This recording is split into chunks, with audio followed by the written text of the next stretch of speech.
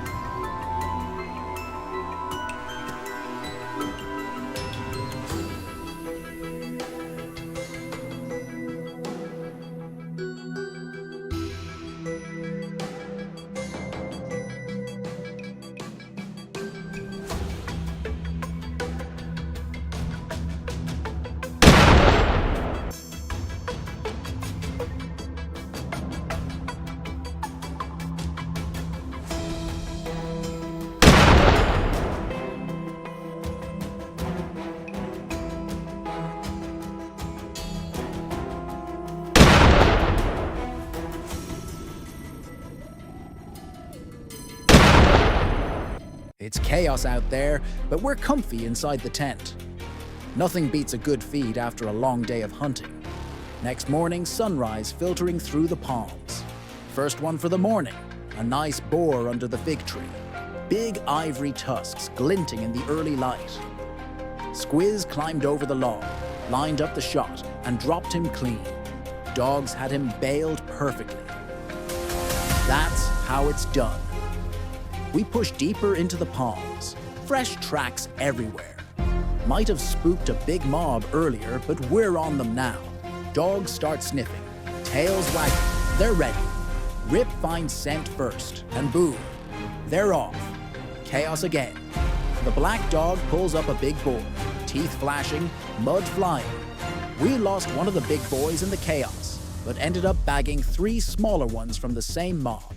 Good boys. Another solid hooky boar down. Seen him sleeping in the shade before the dog spotted him.